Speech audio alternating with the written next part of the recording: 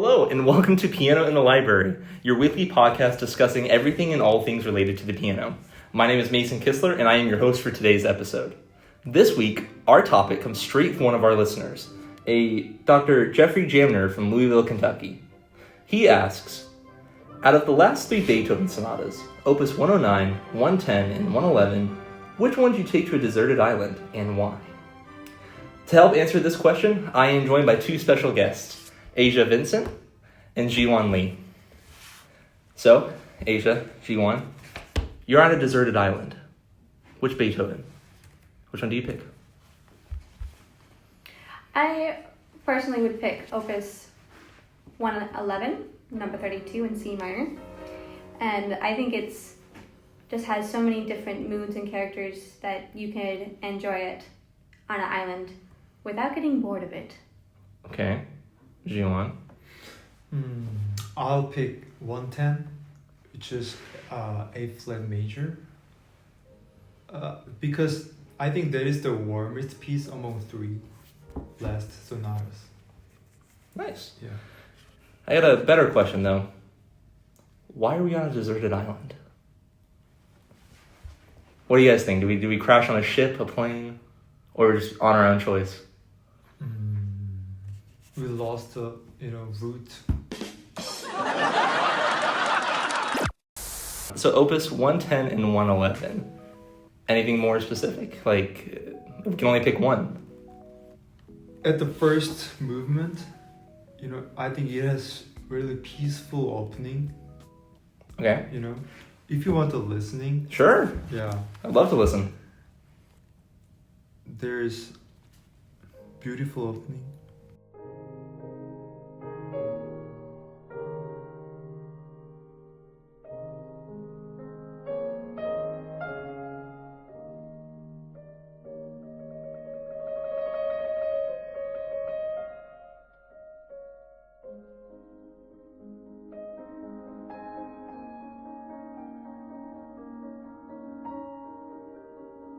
Okay, so what is it going to do for you on the island? Are you just picking it because it sounds nice, or why would you pick that one versus 109 or 111?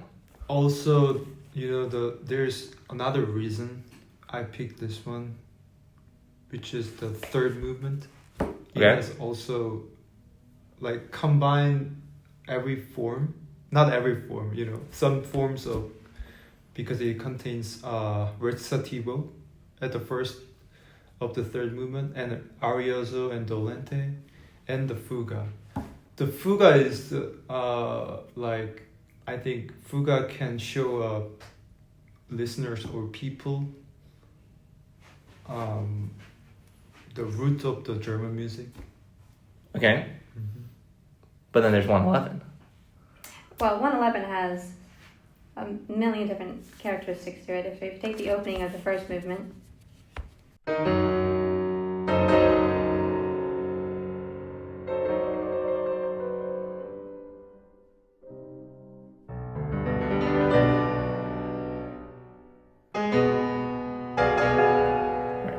keep on. You get expecting him to go somewhere, but he doesn't quite go anywhere yet. The two emotions are completely different too. Yeah. I mean, I don't know. I see Jiwon's point about the peaceful aspect on deserted islands. Well, that if may you want the you. piece where you have the second movement of the Opus 111 to put you to sleep. Underneath the stars on the island. Or, if you want to dance to it, variation 3 of the second movement. We want to listen to this a little bit. I don't know, Jiwon. Peaceful. That's pretty peaceful. And then, if you're not in a peaceful mood and you don't want to be put to sleep, you can listen to the third one. A lot more active. Are they both 3 movements long? Are they both 3 movements long, the sonatas? No, the Opus 111 is only 2. Yeah. And this is 3 movement. How long are they? The first movement of Opus 110 is 10 minutes, but then the second movement, because it's a theme and 5 variations, is 20 minutes long. Okay, so about half an hour, roughly. Oh. And what are you? This is totally 20 minutes. About 20 minutes. First movement is about 7 minutes, and second movement is really short, like Right. 2 or 3 minutes. And last movement has fuga, and like repetition. So Right. it has almost like at least 10 or 11 minutes. So, Right. Yeah. So the other thing you kind of have to realize is when you're on the deserted island, there's no telling how long you're going to be there. You may be there for a life. You may be there for weeks, months, years. There's any amount of time that you could be there. So the fun question to ask is, could you keep listening to it only over and over and over again? How do you... I think so, but here's the question. Do we only have one recording, or do we have recordings from different artists? Because there's like 5 different artists that I listen to that all have a slightly different interpretation. So if you had all 5 recordings, you could spend a whole That's long a fair time. point. Well, I think it's worth exploring both. What, do you think you could handle only listening to one recording, or do you think it's more manageable to hear 2 or 3 recordings?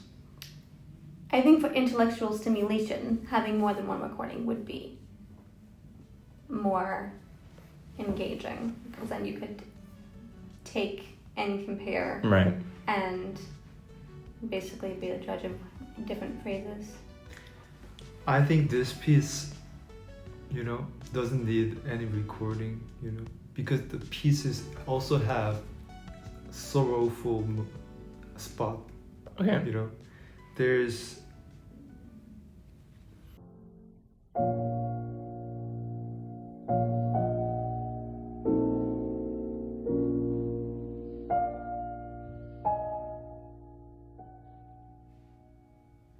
it has also sad aspects, opposite to the first movement. Right. Mm-hmm. So would that help fill any kind of emotions you have? Because sometimes you may be content, sad, angry. Yeah, it has also sad spots, and also So it'd probably help you because, again, if you had to only listen to it, you have multiple emotions to pick from and focus on. Yeah, in the last, it has also you can feel the triumph. Right. Right. Well, again, do you only pick one recording? Yeah, yes, I can, because I think this piece is already has so many emotions. So Right. if I cannot choose 4 or 3 recordings, that is okay. So Mason, of these 3, which one would you pick if you're on a deserted island and have to listen to it on repeat? The tiebreaker. Unfortunately, I have to pick 109. I think 109 is vastly superior compared to the both. Why is that? Oh man, where do I begin? Oh my gosh. So, as we know, when we think of the late Beethoven sonatas, we started with 109. And structurally speaking, I think it helps pave both the style, the structure, and the direction Beethoven was painting with the last 2 sonatas. Even though they weren't necessarily composed all in the same years back to back to back, I think, structurally speaking, there's a lot of similarity between 109 and 110. The first movement, also around 7 minutes, with, I believe, a repeat of the exposition.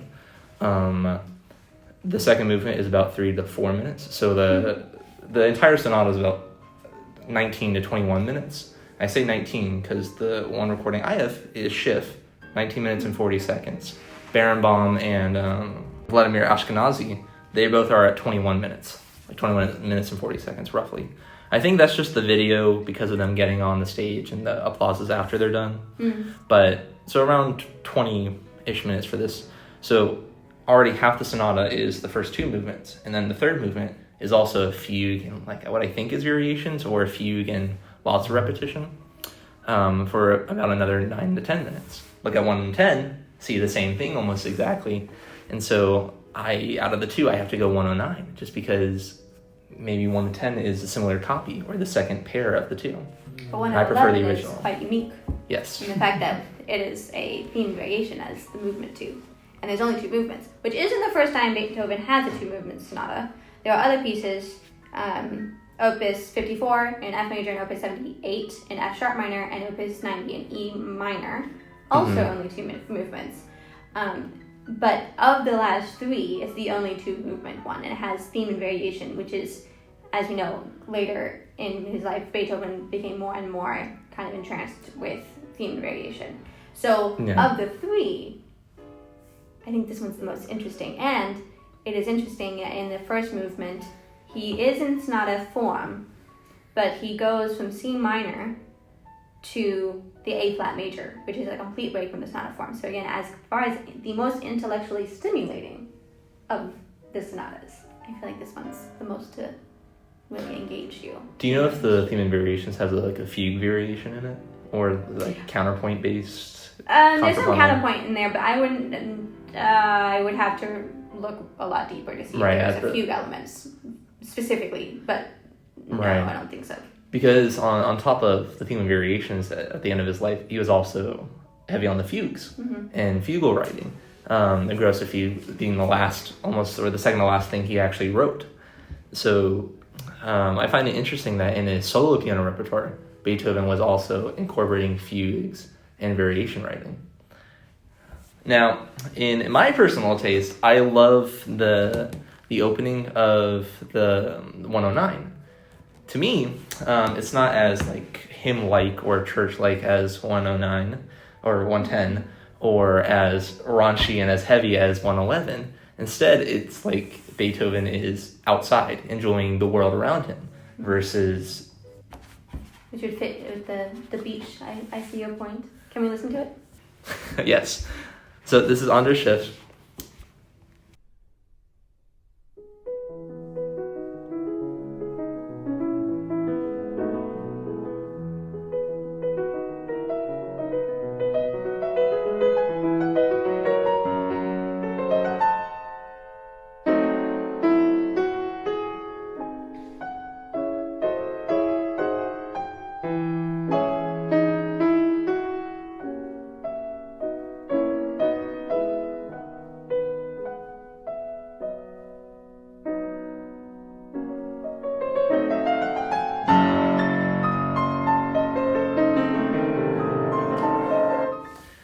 Love ending on an unresolved diminished chord. Already, in my opinion, it's 40 seconds worth of the video out of a whole 20-minute sonata. We're already capturing some of the, I'll say, the main emotions or the main aspects Beethoven paints in the sonata. By the time we get to the repeat or the beginning of the development, he brings back the same motive, but completely different harmonic scheme. Instead, he goes to the relative minor instead of flat six. Or to the relative major or to the dominant area. Again, I think as hearing you both speak, he at this point in his life is experimenting with sonata form, is experimenting with what he can do musically speaking.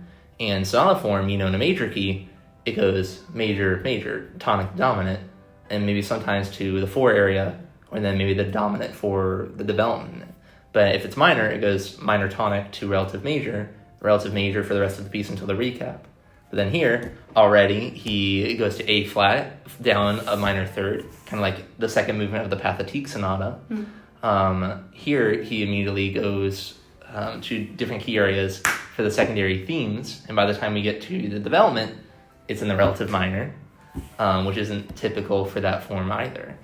So already, it's hard to say, because now I am realizing that there's so many layers to all these sonatas. It's hard just to be like, oh, this one sounds nice.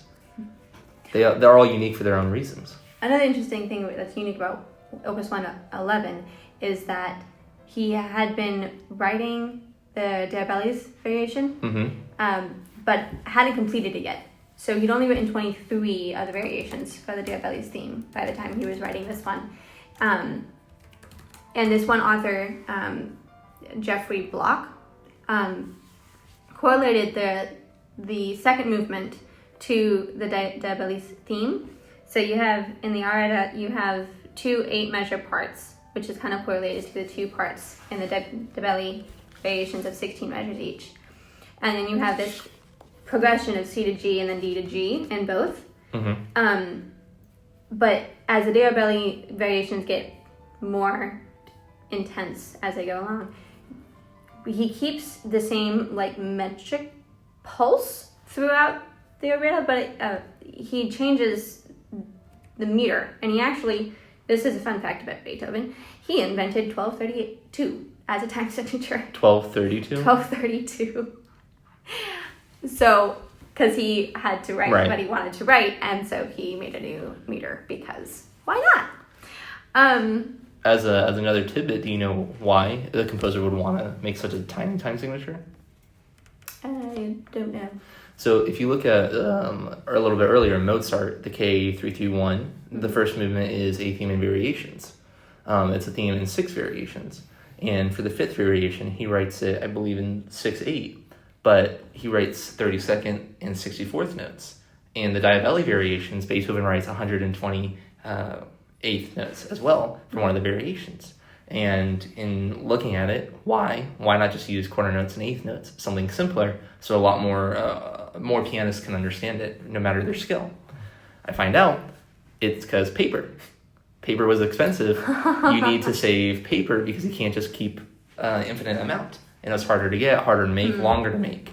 So composers would write very condensed rhythms so they can all fit it on the same page instead of extending it out across multiple pages. That does make sense.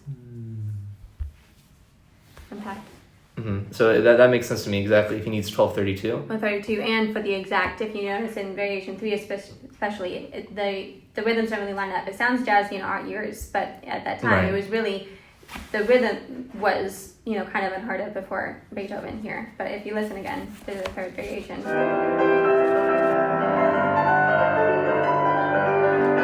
can see they're not quite lined up.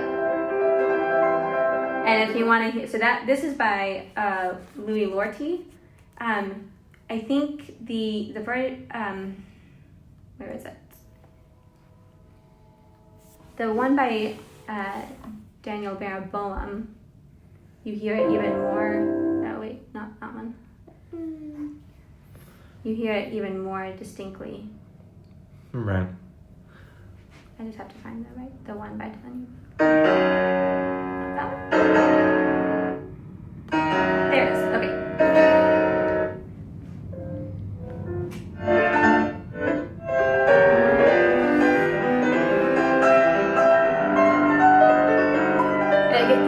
It's almost like catching on itself. Right. Jiwon, anything to say against us? And I said 3rd movement, and it has combined form. If you can see the score, there is a passage recitativo. Mm-hmm. So there's no bar lines, so performance can have a operatic in style. Yeah, and next, it has, going to be arias dolente. It means sorrowful, or right. So really it's sad, 16. Tragic, and look at all those time. The key signatures just shifting all over the place. Mm-hmm. And there is leads to the fuga form, and this fuga is changed at here again, so repeats again the arioso, but different key, and also it is leads to the fuga, but this time it inversion, so there is another key, key signature is changed, right, and this theme is also represented on the coda. So he's really experimental. Yeah. Here's a question: do we have the score with us? Can we study the score, or do we only have to do it by ear if we're on the island? Unfortunately, we're beginning our close on today's episode. So let's get back to the main topic. You're on a deserted island. Which one do you pick? So can we change, or that's up to you. You're on the deserted island. I keep with my choice of Opus 111. Have I convinced either of you to join me on my deserted island with Opus 111? I can appreciate 111. Yeah. I can appreciate it. I think listening to it over and over and over and over and over and over and over and over and over and over and over again can be really cumbersome. And 109 is different because? Oh, because it's so much more involved, and so it paints all the emotions right away. But then you can go in and find the ones you want to settle with. And I don't think it's necessarily the similar style or heavy throughout the entire thing. I think throughout the entire sonata, there's multiple themes that you can capture. Mm-hmm. I understand that in the variations that's so, but I think it's also very tiny compared to the grand scheme of the actual sonata in 111. So unfortunately, no, I cannot agree that 111 is my sonata for choice. I think 109. I guess you're taking the shortest of them all. I am. Okay. If I can play only one movement, I'll change. I'll change to the second movement. If I only one movement. Okay. But whole sonata, I don't know. Yeah. So are you gonna stay with 110? Yeah. If I have to play whole sonata, I'll take 110. But if I can play only one movement, I'll change. Variations. Yeah. Wow. Well, Asia, Jiwon, this has been a wonderful discussion. Another thank you to our listener, Dr. Jeffrey Jamner, for the topic on this week's session. If you have any other comments or if you'd like to see any other new topics for next week's episode, go ahead and drop it in the comments down below. We hope to see you next week for Piano in the Library. This is Mason, signing off.